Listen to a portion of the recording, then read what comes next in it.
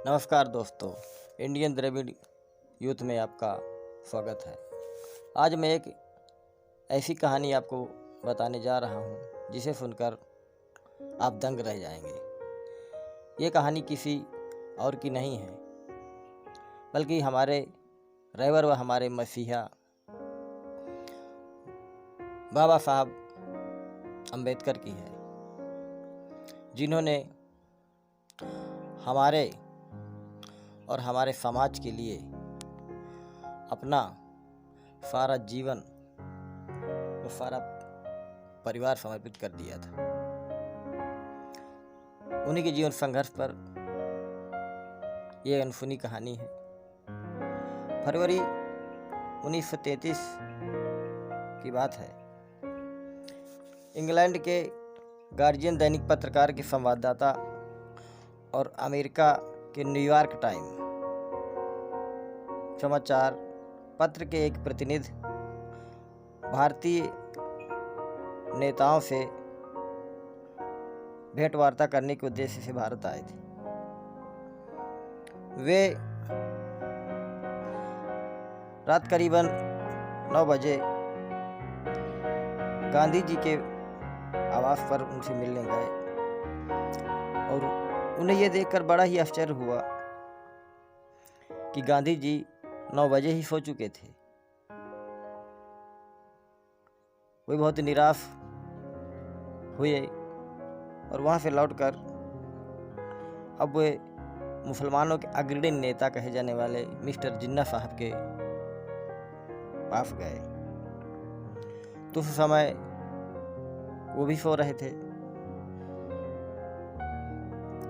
दोनों पत्रकार दोनों बड़े नेताओं को सोता हुआ पाकर बहुत ही निराश हुए, वह हताश भी हुए और अंत में काफी रात हो चुकी थी।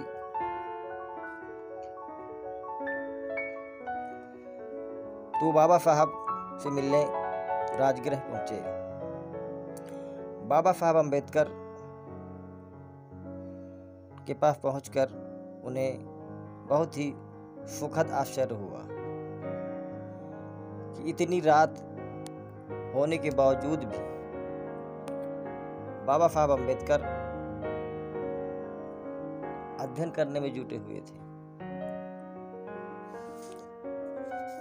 ये देखकर वे दंग रह गए।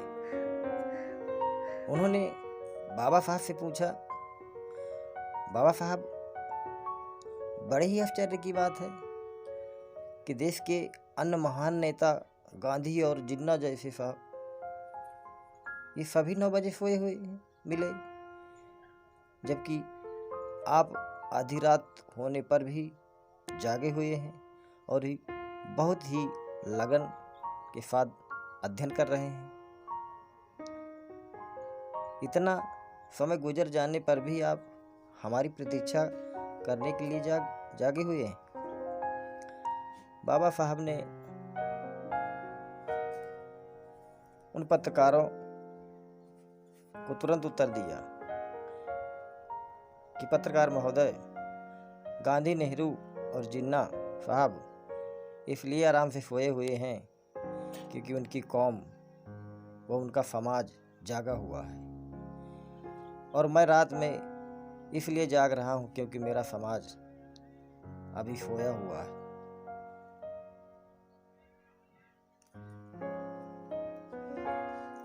और वह अनभिज्ञ है।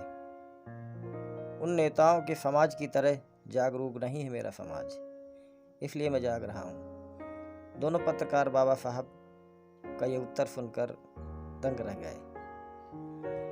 ऐसे जागरूक व सजग नेता थे हमारे बाबा साहब, जो अपनी समाज के लिए एक एक मिनट का समय समाज के लिए समर्पण किया और अपने परिवार की ओर कभी ध्यान नहीं दिया था। हमारे बाबा साहब ने अपने समाज के लिए ऐसे थे हमारे मसीहा। तो सबको मेरा क्रांतिकारी जय भीम, नव बुद्धाय।